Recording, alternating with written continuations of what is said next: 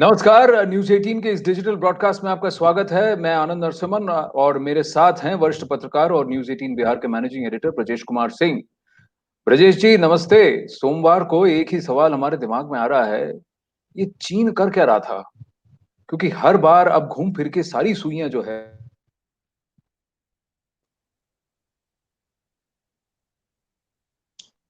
देखिए, जहां तक चीन की बात है आनंद जी, चीन के बारे में बहुत पहले से ही कहा जा रहा था कि ये कोविड की जो विश्वव्यापी समस्या पिछले 1.25 साल से बनी हुई है, इसके लिए चीन पूरी तरीके से ही जिम्मेदार है। और अब इसके तमाम सबूत मिल रहे हैं। और सबूत जो ऐसे ऐसे सबूत मिल रहे हैं जिससे कि साफ तौर पे लग रहा है कि न सिर्फ चीन ने इस महामारी को पूरी दुनिया में जानबूझकर फैलाया, बल्कि एक तरफ महामारी फैला के और दूसरी तरफ इस महामारी से बचाव कैसे किया जाए इसका भी उपाय खोज रहा था, ताकि उसका भी कमर्शियल एक्सप्लॉयटेशन किया जा सके। तो ये जो परिस्थिति है, और आप ध्यान रखिए कि इसमें कोई आप हम नहीं बल्कि पूरी दुनिया चर्चा कर रही है। और अब तो बड़ी बड़ी जो खोजी एजेंसियां हैं उनके साथ जो लोग जुड़े रहे हैं, अब आप देखिए भारत में ज्यादातर लोग जो कि हॉलीवुड की फिल्में देखते हैं, MI6 नामक ऑर्गेनाइजेशन से हर किसी का परिचय है। MI6 हम्म। के पूर्व जो डॉक्टर वो भी कह रहे हैं कि भाई ये जो है सो एक साजिश है। और वुहान की जो लेबोरेटरी है, जो इसको कि वुहान इंस्टीट्यूट ऑफ वायरोलॉजी कहा जाता है, वहां से ये बाकायदा बनकर इसको फैलाया गया है।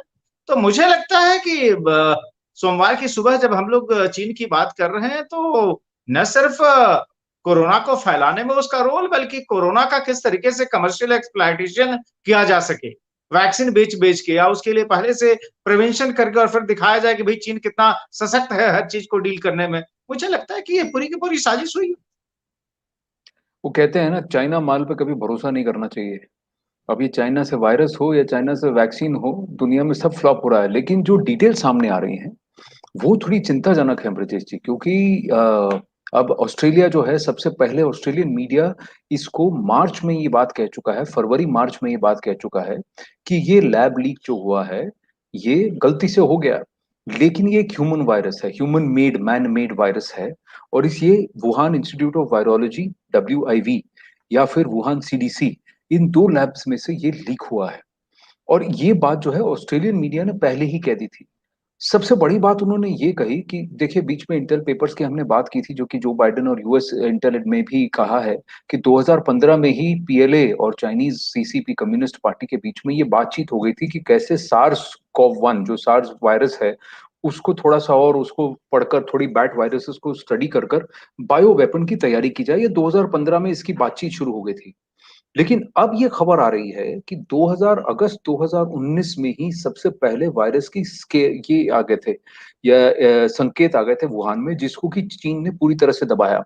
अब अगर हम ये मान लें, ये रिपोर्ट्स को मान लें, अगस्त सितंबर की मान लें, तो अगस्त, सितंबर, अक्टूबर, नवंबर, दिसंबर, जैन, फेब, 7 महीने, 7 महीने चाइना को पता था कि वहां क्या हो रहा है और ये विश्व भर में फैल सकता है। दिसंबर जनवरी तक, जनवरी 20 तारीख तक उसने ये नहीं माना था कि इसमें ह्यूमन टू ह्यूमन ट्रांसमिशन हो सकता है। लेकिन अब डेली मेल की एक बहुत बड़ी खबर है।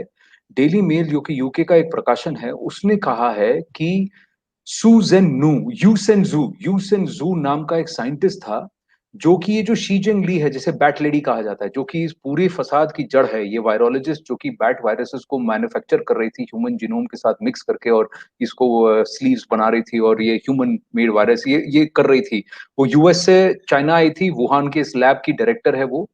अब ये यूसेन जू ने, उसने फरवरी 2020 में, फरवरी 2020 में चाइनीज लिबरेशन आर्मी, यानी PLA, पीपल्स लिबरेशन आर्मी के लिए, Chinese people liberation army, Chinese army की तरफ से पेटेंट फाइल किया था वैक्सीन के लिए। 24 फरवरी 2020 को ये वैश्विक महामारी घोषित नहीं हुई थी, और उससे पहले इन्होंने वैक्सीन के लिए पेटेंट फाइल किया है। आप सोचिए कि ये चीन कर क्या रहा था। इतना बड़ा खुलासा। एक तो आपने केसेस दबाए, दूसरा आपने संक्रमण को दुनिया भर में फैलने दिया। वुहान से इंटरनेशनल फ्लाइट्स ओपन किए, वुहान से ही जो लोग इटली गए थे वहां संक्रमण फैला, दक्षिण कोरिया गए थे वहां संक्रमण फैला, UK गए थे वहां संक्रमण फैला, अमेरिका गए वहां संक्रमण फैला। और यहां पर आपने ये बात भी कह दी कि फरवरी 24 2020 को चाइनीज आर्मी के बिहाफ पे इस वैज्ञानिक ने पेटेंट फाइल किया है।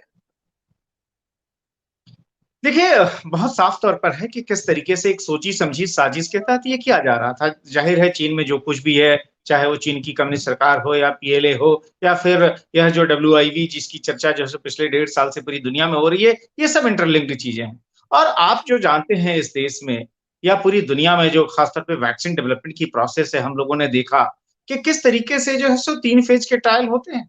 और मिनिमम जब आपको उसके बारे में, उस रोग के बारे में पूरी तरीके से जब पता चल जाए, तब जाकर जो है अगर आप बहुत शॉर्ट इन करने जाएँ जिसमें कि आप फेज़ 3 के ट्रायल पूरे नहीं होने के पहले ही अगर आप इमरजेंसी ऑथराइज़ेशन के तहत जो वैक्सीन देना शुरू कर दें, क्योंकि ध्यान रखिए कि पूरी दुनिया में अभी भी जो वैक्सीन दी जा रही है, सारी इमरजेंसी ऑथराइज़ेशन वाली वैक्सीन है। अब उस तरह की वैक्सीन जो है, अगर आप दे रहे हैं तो उसके लिए तो बेयर मिनिमम पीरियड जो है सो 12 महीने का है। कम से कम 12 महीने के बाद। और आप जो है यहाँ देखिए कि आप वैक्सीन के लिए जो है, वो भी चाइनीज़ आर्मी के बिहाफ़ पर आप पेटेंट फाइल करने जा रहे हैं। इसका मतलब ये है कि आपको कम से कम साल भर पहले जो है उस रोग की या उस वायरस के बारे में पूरी जानकारी थी। और अगर हम मान लें कि भई फरवरी में आप पेटेंट फाइल कर रहे थे 2020 में, इसका मतलब है कि कम से कम आपको जो है 2019 के फरवरी में ये बात पता थी कि ये वायरस क्या है और ये कितना बड़ा नुकसान पहुँचा सकता है। क्योंकि जो साइंटिफिक प्रोसेस है, देखिए फेज 1, फेज 2, फेज 3 3 ट्रायल होते हैं किसी भी वैक्सीन के डेवलपमेंट के। तो अगर आप जो सो नॉर्मल पीरियड में तो 2-2 3-3 साल लग जाते हैं एक वैक्सीन के ट्रायल के पूरा होने में। लेकिन अगर आप उसको बहुत शॉर्टन करें और उसमें भी तब जबकि आपको उस बीमारी के सारे लक्षण पता हो, तब जाकर आपको कम से कम 1 साल का समय लगता है और वो भी आप इमरजेंसी ऑथराइजेशन के तहत दे सकते हैं। ध्यान रखिए अपने देश में कितना बवाल हो रहा था, जब हुआ कि नहीं भई इमरजेंसी ऑथराइजेशन के तहत वैक्सीनेट किया जाएगा। तो इसका तो बहुत साफ-साफ मतलब है ना कि चीन में फरवरी 2019 में इस वायरस के अस्तित्व के बारे में यस। पता था। तभी जो है सो आपने ये भी तैयार कर लिया कि भई इस वायरस को अगर फैलाया जाता है तो उससे बचने का तरीका क्या होगा, और इसलिए आप उसकी वैक्सीन का फरवरी 2020 में पेटेंट दाखिल कराने गए, वो भी जो सो पीएलए के बिहाफ पर। तो यह तो जो सो बहुत बड़ी साजिश है ना। एक तरफ आपके यहाँ केस फैलता है, आप जो है सो उसको लीक करते हैं, दूसरी तरफ जो है सो पूरी दुनिया में उसको फैलाते हैं, दुनिया को अंधेरे में रखते हैं, आप डब्ल्यूएचओ की टीम को नहीं जाने देते, जो दुनिया भर के बाकी वैज्ञानिक सवाल खड़ा करते हैं, उनका मुंह तोड़ने की धमकी देते हैं। ऑस्ट्रेलिया जो इसके बारे में सबसे पहले सवाल उठाता है, उसको आप जो है सो उसके खिलाफ हमला करने की चेतावनी देते हैं। जो भी आपके बारे में शक की सुई पैदा करता है, उसको आप दबाने की कोशिश करते हैं। और दूसरी तरफ जो है सो आप जो है सो वैक्सीन का पेटेंट करवा रहे हैं, वो भी साल भर पहले। तो ये क्या है? या तो यही है ना कि चाइना, आपने सही कहा कि चाइना पर भरोसा नहीं किया जा सकता, न कि वहां के प्रोडक्ट पर, न कि वहां की वैक्सीन पर, और न ही उसकी सच्चाई पर। और आपने अच्छा कहा कि जैसे अगर इतने पहले से जो है अगर वो तैयारी कर रहा था, तो ये तो बिल्कुल क्रिमिनल कॉन्स्पिरेसी हो गई ना। और आप चाइनीज माल, मतलब चाइनीज माल तो ठीक है, अब चाइनीज माल का तो आलम यह है कि आप देखिए चीन का जो सबसे बड़ा चमचा है हमारे यहाँ आसपास बगल में, वो पाकिस्तान है। पाकिस्तान ने चीन की वैक्सीन को लगवा दिया अपने यहाँ लोगों को, और चीन में तो जाहिर है वहां और तो कहीं ज्यादा लोग उसको पूछते नहीं है, तो पाकिस्तान के साथ में इसकी वैक्सीन जो सप्लाई हो जाती है, चल भी जाती है।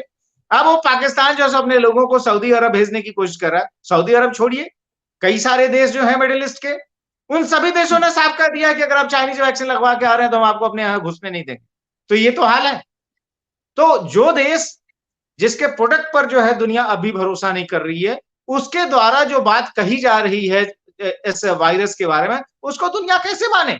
बल्कि उसके सामने तो तमाम कॉन्ट्राडिक्टरी प्रूफ आ रहे हैं। और इसलिए बहुत जरूरी है कि यह जो साजिश का एंगल है, जिसमें कि आप पहले जो है वायरस को मैन्युफैक्चर करते हैं, उसके बाद से आप उसको फैलाते हैं, और फिर जो है उसके कमर्शियल एक्सप्लॉयटेशन के लिए दुनिया की अर्थतंत्र पर हमला करने के बाद से फिर जो है सो अपनी मजबूती को दिखाने के लिए आप वैक्सीन लेके जाते हैं। तो ये तो बड़ा का बड़ा जो है सो गड़बड़झाला है, साजिश है। और मुझे लगता है जरूरत इस बात की है कि जो MI6 के जो फॉर्मर डॉक्टर कह रहे हैं, या फिर जो ऑस्ट्रेलिया से बार बार सर उठ रहे हैं, भारत में जो है सो आप देखिए वैज्ञानिकों की जो एक जोड़ी है जिसने कि इस मामले में बहुत इनिशिएटिव लिया, इन सबकी बातों पर गौर करते हुए आगे तो बढ़ना पड़ेगा।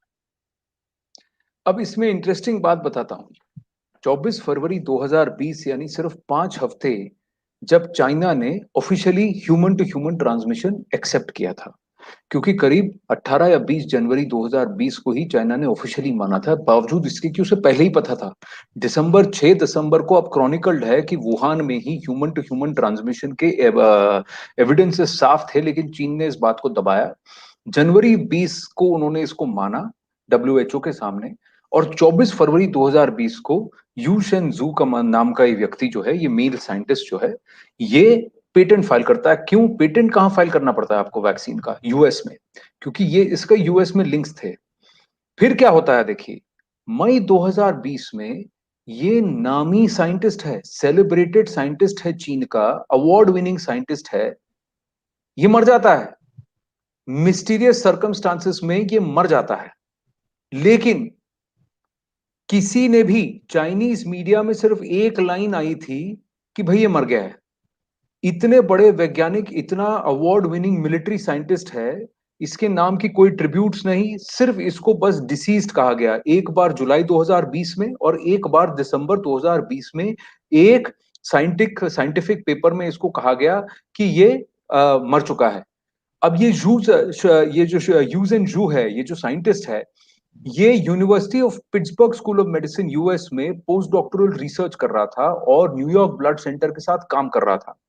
तो कहीं ना कहीं, और ये शीजेन ली, जिसको कि बैट लेडी कहा जाता है और जो अभी वुहान इंस्टीट्यूट ऑफ वायरोलॉजी की अभी भी डायरेक्टर बनी हुई है, ये उसके साथ बहुत क्लोजली काम करता था।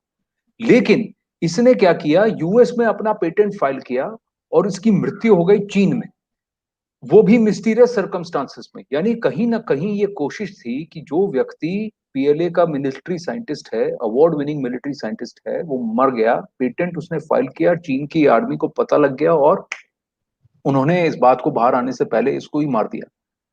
ये काम बहुत सारे वायरोलॉजिस्ट हैं जो कि बीजिंग, शंघाई, हांगकांग से चुपचाप वहां से हांगकांग आए और हांगकांग से भाग गए और यूएस में अब उन्होंने शरण लिया, अब यूएस में आकर रह रहे हैं। ली मेंगयान इनमें से एक ऐसी वायरोलॉजिस्ट है जिसने साफ कहा कि चीन को पहले से ही पता था। और अब मैं एक बात बता रहा हूँ कि ये सिर्फ डेली मेल का की रिपोर्ट नहीं, ये पहले खबर थी ऑस्ट्रेलियन नाम के ऑस्ट्रेलियाई अखबार में आई, न्यूयॉर्क टाइम्स ने इस पर स्टोरी की है। और अगर आप टाइमलाइन देखें तो जनवरी 2021 से ये बात बाहर निकल रही है।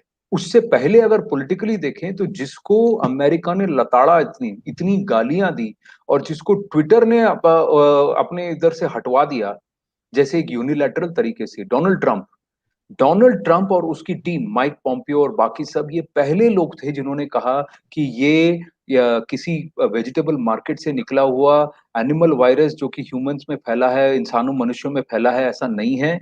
ये एक लैब लीक है, ये एक लैब में तैयार किया जा रहा पोटेंट बायो वेपन था जो कि लीक हो गया और जिसको कि चीन ने पूरी दुनिया में फैलने दिया। ट्रंप पहला व्यक्ति था, राष्ट्रपति था किसी देश का, जिसने इसे खुलेआम चाइना वायरस कहा और नहीं कतराया और ये कहने से कि चीन को इसका खामियाजा भुगतना चाहिए। पर लोग ट्रंप से नफरत करते थे तो उसकी बात नहीं सुनी। आज जो बाइडेन एडमिनिस्ट्रेशन घूम के यही बात कह रहा है तो यूएस मीडिया पागल हो रखी है और कह रही है लैब लीक। लेकिन सबसे पहले इसको कहने वाला डोनाल्ड ट्रंप था और उसके बाद ऑस्ट्रेलियंस थे। ऑस्ट्रेलियाई मीडिया, ऑस्ट्रेलियाई सरकार बार बार ये कहती रही कि चीन ने अपने साम्राज्यवाद के तहत इसका प्रयोग किया, भले ही एक लेबोरेटरी से लीक हुआ, लेकिन चीन ने कहा चलो लीक हो गया तो लीक हो गया, चलिए इसका फायदा उठाते हैं। और ये सरेआम हो रहा है। और अगर 24 फरवरी 2020 को वैक्सीन के लिए पेटेंट फाइल की गई, इससे पहले कि इसे एक वैश्विक महामारी घोषित किया जाता, इससे पहले, क्योंकि 31 जनवरी 2020 को पहला केस भारत में आया था केरल में, 24 फरवरी 2020 तक भारत में 200 केसेस भी नहीं थे कोविड 19 के, और इन्होंने वैक्सीन की पेटेंट फाइल कर दी। ब्रजेश जी, कितनी हिमाकत है देखिए इस सीसीपी की, इस चाइनीज कम्युनिस्ट पार्टी और पीएलए की और इनके साइंटिस्ट की, और ये बच के निकल रहे हैं। पूरे दुनिया को देखिए, अब घूम के इनको कहना चाहिए कि तुमको इसका खामियाजा भुगतना पड़ेगा। और ये एक वायरस जो है जिसने दुनिया को घुटने पर लाकर खड़ा कर दिया, चीन को भी ये सबक सिखा सकता है। निश्चित तौर पर। और आप देखिए, इसमें तो मैं कह रहा हूँ कि लगातार गलतियों पे गलतियां होती रही है ना। आपने डोनाल्ड ट्रंप की बात सही कही कि ट्रंप चिल्ला चिल्ला के जब कह रहे थे तो सब उन्हें पागल करार देने में लगे हुए थे। और ऑब्वियसली ट्रंप जो है सो कोई गली मोहल्ले के तो थे नहीं, अमेरिका के राष्ट्रपति थे। और जाहिर है उनके पास जो है सो कुछ सबूत होंगे, कुछ उनके पास इन्वेस्टिगेशन आई होगी उनके तमाम एजेंसीज की तरफ से, जिसके आधार पर वो चीन जैसी महाशक्ति के सामने ये बात कह रहे थे और बड़े ठोक ठोक के बातें बोल रहे थे। तो जाहिर है उस समय चूंकि जो है, जो लेफ्ट लिबरल पूरी जो दुनिया की गैंग है, और जिसमें कि अमेरिकन मीडिया का भी एक बहुत बड़ा हिस्सा है, जिसने कि ट्रंप के विरोध को अपना प्राइमरी एजेंडा बना के रखा हुआ था, तो ट्रंप की कही हुई अगर कोई अच्छी बात थी तो उसको भी कोई स्वीकार करने को तैयार नहीं था। वही बात आज बाइडेन कह रहे हैं तो बिल्कुल आप हाथों हाथ लेके ऐसा लग रहा है जैसे कि पता नहीं कोई नया सगुफा आपके हाथ लग गया हो। अरे भाई, वो आदमी तो साल भर से ही बात लगातार कर रहा था, आपने उसकी बात सुनी नहीं। जहां तक सवाल यह है कि चीन की जवाबदेही तय हो, मुझे लगता है कि दुनिया में जो कई सारी जो मल्टीलेटरल बॉडीज हैं और उसमें भी जो इस तरह की बीमारियां हैं, महामारी है, उसमें जिसका रोल सबसे अहम होता है डब्ल्यूएचओ। खुद विश्व स्वास्थ्य संगठन यानी डब्ल्यूएचओ की भूमिका पर गंभीर सवाल। आप ध्यान रखिए कि डब्ल्यूएचओ, आप कल्पना कीजिए क्या किसी गरीब देश से यह वायरस फैला होता, अभी तक डब्ल्यूएचओ ने कोहराम मचा दिया होता, बंदूक की नोक पर उसके यहाँ हर किस्म की जांच हो गई होती। चीन ने आपको एक्सेस नहीं लेने दिया, आपको आने नहीं दिया, और आप जो है सो कुछ बोलने की जगह, हंगामा मचाने की जगह चुपचाप जो है सो चीन की लाइन को टो करते रहे। ट्रंप जब लगातार कह रहे थे कि भाई डब्ल्यूएचओ का खुद का रुख इतना बायस्ड है और इसके बाद रुख की वजह से हम इसकी फंडिंग तक रोक देंगे, तो उस समय डब्ल्यूएचओ स्यापा कर रहा था। क्या यही है डब्ल्यूएचओ की भूमिका कि चीन के चमचे की भूमिका निभाए? या अगर उसके पास जो है इस तरह के तमाम इंडिकेशंस आ रहे थे कि चीन की लेबोरेटरी से, और जो लेबोरेटरी मशहूर है कि वहां बायो वेपन्स तैयार होते हैं, अगर वहां से कोई चीज लीक हुई है तो चीज जो है दुनिया को ज्यादा प्रभावित ना करे, उसके लिए आप सघन कदम उठाएं, तत्काल जांच करें, नतीजे निकालें और फिर उसके हिसाब से इफेक्टिव मेजर्स हो, चाहे बचाव के हो, चाहे चीन को सजा देने के लिए जाए। लेकिन आप डब्ल्यूएचओ की भूमिका को देख लीजिए। हमेशा लगा कि डब्ल्यूएचओ के जो प्रेसिडेंट है वो चीन की जो पीपल्स पार्टी है उसके प्रवक्ता बने हुए, उनके हर बयान से ये लग रहा था। तो इसमें तो जो है, जो महत्वपूर्ण इंटरनेशनल बॉडीज हैं, मुझे लगता है कि वो इसकी यूएन में क्यों नहीं चर्चा होनी चाहिए। सिक्योरिटी काउंसिल में तो वो चीन कोई चर्चा नहीं होने देगा, क्योंकि अपना वो वीटो लगा देगा। लेकिन संयुक्त राष्ट्र महासभा का जो मंच है उस पर जो है दुनिया का हर देश से जो है सो उसमें उसकी भूमिका रहती है। वहां पर ये बात होनी चाहिए कि अगर जो है चीन ने जो है इस वायरस को पूरी दुनिया में फैलाया है और पूरी दुनिया को तोड़ने की कोशिश की है, पूरी दुनिया को पिछले 1.25 साल से घुटने पर ला दिया है, तो चीन को और चीन के नेताओं को तो वार क्रिमिनल्स के तौर पर ट्रीट करके उनके खिलाफ जो है सो सजा करनी चाहिए, उनको पनिश किया जाना चाहिए कि आखिर दुनिया में जो है सो लाखों की तादाद में जो लोगों की मौत हुई है, उनकी हत्या के लिए जो है सो ये पीएलए जो सो चाइना की कम्युनिस्ट पार्टी और खुद चीन जो है वह जिम्मेदार है, क्यों सजा ना मिले? अगर इन्होंने ये सारा का सारा पाप किया है तो इनको तो सजा मिलनी चाहिए। और अब बहुत मुझे लगता है माकूल समय है, जब दुनिया में जो है सो एक तरह से कह सकते हैं तमाम सबूत एक के बाद एक निकल कर आ रहे हैं साइंटिफिक कम्युनिटी की तरफ से। आपने जो तमाम बातें बताई, अगर बताइए अगर यह इस तरह की बातें किसी अन्य देश के बारे में हुई होती तो क्या अभी तक तो जो सो कई सारे देशों ने उस पर धावा बोल दिया होता, उसको ऊपर तमाम किस्म के बैन लगा दिए गए होते। फिर जो है सो चीन के साथ जो इतना नरमी वाला रुख क्यों? और ये तो बात चीन के चमचों को भी समझ लेना चाहिए कि आज जो सो चीन से भीख में वैक्सीन ले रहे हो, लेकिन लोग तो तुम्हारे भी मरे हैं भाई। चीन से पूछो तो सही, कह रहे आका आपने क्या किया? सही बात कह रहे हैं आप। और अभी तो हालत ये है कि जो जिस वैक्सीन को इन्होंने डब्ल्यूएचओ से अप्रूव करवाया उसकी वजह से एंटीबॉडीज भी नहीं निकल रहे हैं। सर्बिया जैसे देश है जहां पर वैक्सीन लगवा दी गई, चीनी वैक्सीन लगाई गई, लेकिन किसी के शरीर में एंटीबॉडीज नहीं है। बहरीन की बात करें, यूएई में अलग अलग देशों की बात करें तो सबने ये कहा है कि अब हम फाइजर और मोडर्ना लगाएंगे, क्योंकि भाई ये चीनी वैक्सीन लगाने की वजह से कुछ कुछ फर्क नहीं पड़ा, क्योंकि उसका कोई असर ही नहीं दिख रहा है। तो ये वैक्सीन भी फर्जी निकला। अब यही इसी वैक्सीन को चीन ने बांग्लादेश पर जबरदस्ती भेजा उसके ऊपर थोप दिया, बोला तुमको ये चाहिए, तुमको इसी का इस्तेमाल करना पड़ेगा। भारत में इसकी पैरवी करने वाले हैं, उनको जाके बोले कि जाके लगवा लें यूएई में और देखें तुमको एंटीबॉडीज मिलती है कि नहीं, और उसके बाद वापस आके यहाँ कोवैक्सीन की मांग मत करना। यही बात है, सच्चाई ये है। लेकिन इसके पहलू अलग अलग हैं ब्रजेश जी। पहलू एक है कि आप एक लैब में कोई प्रयोग कर रहे थे और वहां से अकस्मात ये लीक हो जाता है। अगर आप एक रिस्पॉन्सिबल देश होते और एक मानवतावादी देश होते तो फिर आपने क्या, पूरी सिटी को तो शट डाउन करते ही, लेकिन आप दुनिया को आगाह कर देते कि ये वैक्सीन, ये वायरस बहुत खतरनाक है, हमें इसका कोई पता नहीं है, हम माफी चाहते हैं, ये गलती से हुआ। ये रिसर्च इसलिए हो रहा था कि अगर आगे कोई ऐसा आउटब्रेक होता है तो इसको काउंटर कैसे किया जाए, लेकिन हम इस पे आपको आगाह करना चाहते हैं। लेकिन साम्राज्यवादी जो देश हैं वो चुप रहते हैं, वो फिर इसको फैलने देते हैं, अपने अंदर इस संक्रमण को रोक लेते हैं, फैलने नहीं देते, लेकिन दुनिया भर में इसको फैलने देते हैं और साथ साथ अपने साम्राज्यवाद, अपने विस्तारवाद की नीति को भी अंजाम देते हैं। क्योंकि फरवरी 2024 में अगर इस साइंटिस्ट ने वैक्सीन के पेटेंट को फाइल किया तो मार्च अप्रैल से इसकी साम्राज्यवाद की नीतियां शुरू हो गई, क्योंकि मई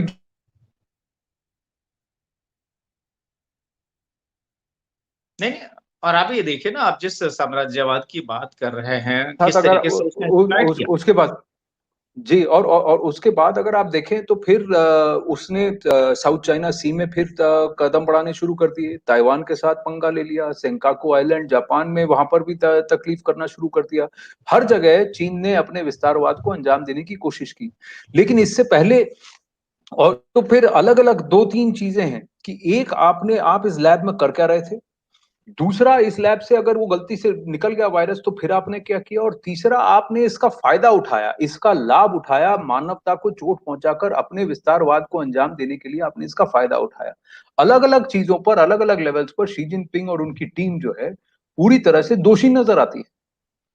देखिए, चीन जैसे देश से तो मानवता की उम्मीद भी नहीं की जा सकती आनंद जी। जो देश अपने नागरिकों को सांस्कृतिक क्रांति के नाम पर करोड़ों की तादाद में मार चुका हो, जिस पार्टी का सत्ता में आना ही बंदूक की गोली के आधार पे हुआ है, जिस पार्टी के जो है सो एक तरह से कह सकते हैं अधिष्ठाता जो है माओ हमेशा कहते थे कि सत्ता जो है बंदूक की नली से निकलती है, उस देश के बारे में क्या बात करना?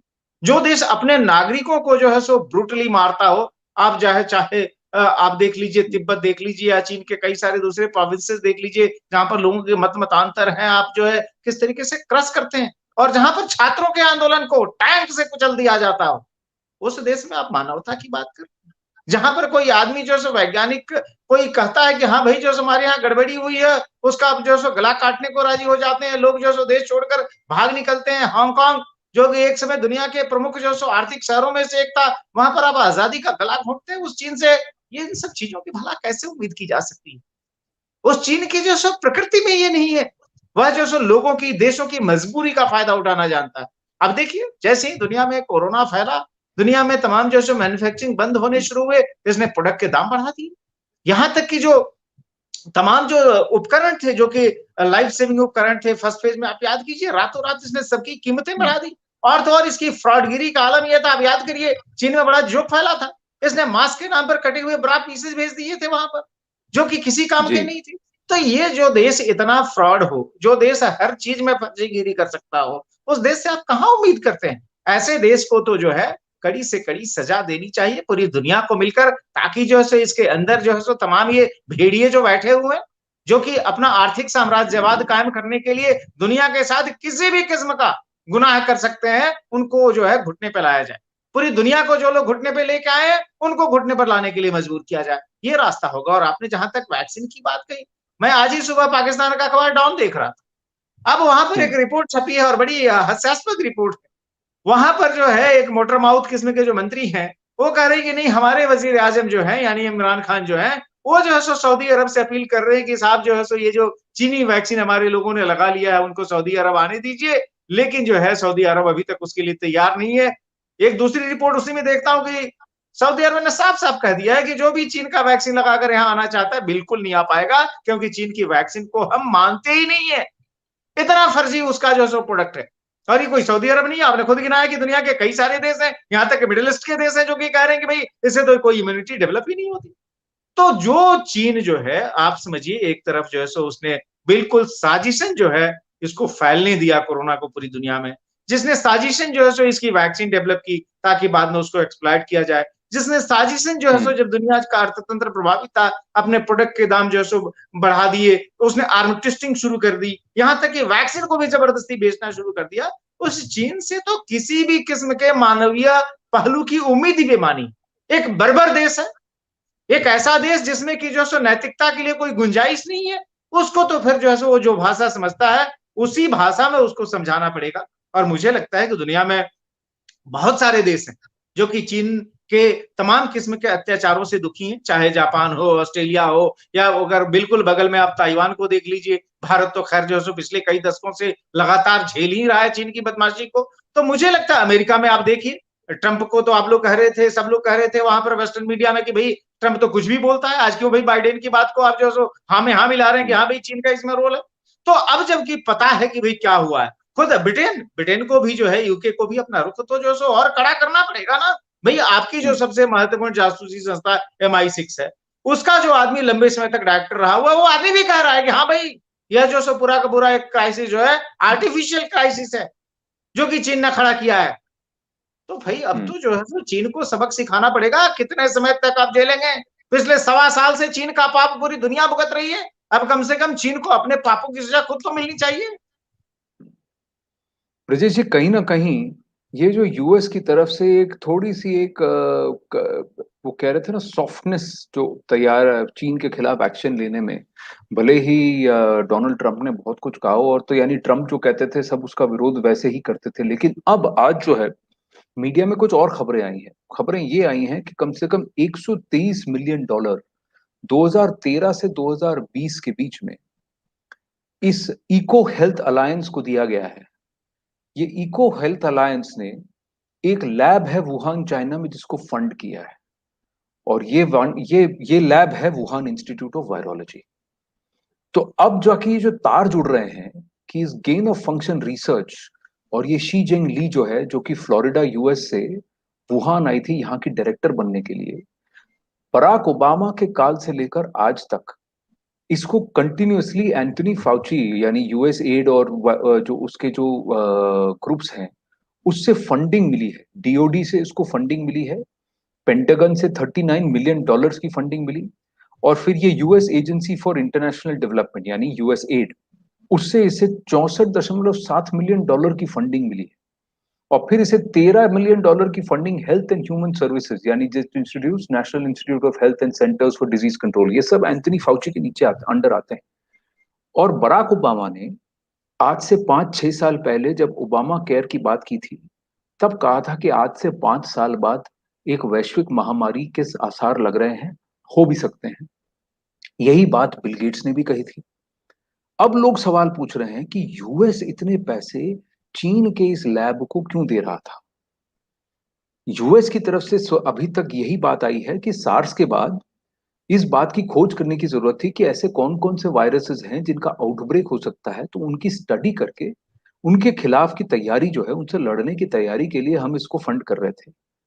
लेकिन कहीं ना कहीं जब डीओडी इसमें आता है और वेपन्स ऑफ मास डिस्ट्रक्शन के अंतर्गत इस फंडिंग को कहा जाता है कि उसके खिलाफ की रिसर्च है, तो लोग सवाल पूछने पे मजबूर हैं कि अमेरिका और चीन मिला के क्या तैयार कर रहे थे। और कहीं ना कहीं अगर चीन पर यह गाज गिरती है कि आपने इस संक्रमण को फैलने दिया और ये आपके लैब में तैयार हुआ एक संक्रमण है, ये जो वायरस है, तो कहीं ना कहीं इसका खामियाजा घूमकर यूएस को भी तो नहीं भुगतना पड़ेगा क्या? इसलिए 15 महीने हो गए, 18 महीने हो गए, और कोई एक्शन नहीं, और किसी को पता नहीं है कि इसके तथ्य क्या है, इसके ओरिजिन की रियलिटी क्या है। देखिए, सवाल तो उठेंगे ही और सवाल बिल्कुल वाजिब भी है, खास तौर पे जो यूएस का जो सुरक्षा तंत्र है, जो उसकी खुफिया एजेंसियां हैं, चाहे सीआईए हो, एफबीआई हो, आखिर वो सब कर क्या रही थी? क्या जब इतनी ह्यूज फंडिंग हो रही थी, जब आपके अपने यूनिवर्सिटी सिस्टम में जो लोग काम कर रहे थे, वो जाके वुहान के लैब को हेड कर रहे थे, तो क्या पता नहीं था कि क्या चल रहा है, नहीं चल रहा है? और जब आप इतनी ह्यूज फंडिंग जब करते हैं, तो फिर आखिर उस फंडिंग का क्या एंड यूज हो रहा है, यह तो ध्यान में रखना आपका काम है, एज ए डोनर भी, एज ए स्पॉन्सर भी।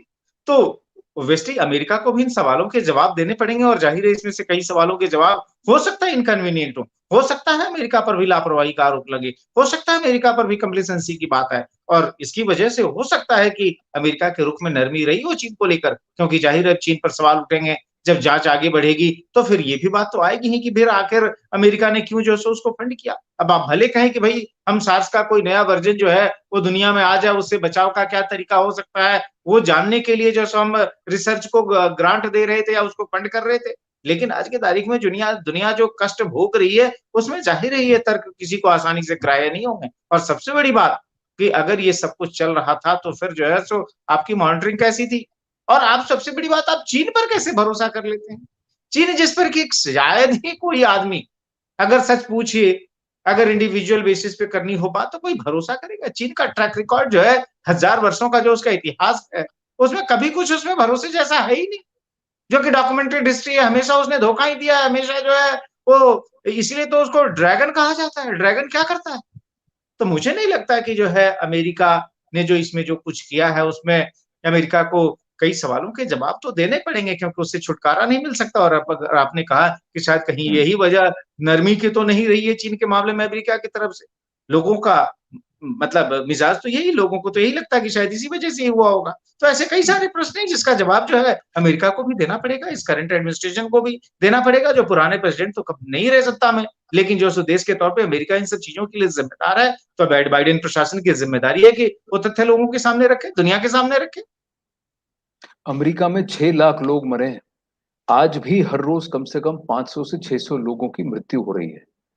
और ये जो एंटनी फाउची है, जो हर बार अपने बयान बदलता रहता था, जिसने इसे कहा कि ह्यूमन टू ह्यूमन ट्रांसमिशन के आसार नहीं दिखते, ये लैब में तैयार नहीं हुआ, उसी का डायरेक्ट कनेक्शन अब लग रहा है। और अगर एक चीनी साइंटिस्ट ने वैक्सीन के लिए पेटेंट किया है, फाइल किया है, तो फरवरी 2024-20 में, तो भाई एंटनी फाउची के खिलाफ भी रिपोर्ट्स हैं ऑस्ट्रेलियन मीडिया में और ब्रिटिश मीडिया में, जहां ये कहा जा रहा है कि इस ये खुद फाइजर और मोडर्ना की वैक्सीन में पेटेंट होल्डर है। तो ये क्या कुछ वैज्ञानिकों की मिली भगत थी और फिर पैसा कमाने का जरिया था कि आप इस तरह की एक वैश्विक महामारी से अपना आर्थिक फायदा कैसे निकाल सकते हैं, लाभ कैसे निकाल सकते हैं? या फिर ये किसी का मिस कैलकुलेशन थी कि किसी ने किसी को कोई बढ़िया पट्टी पढ़ाई कि भाई हम आपके लिए मानवता के हित में हम रिसर्च कर रहे हैं, तो आप हमें पैसा दीजिए।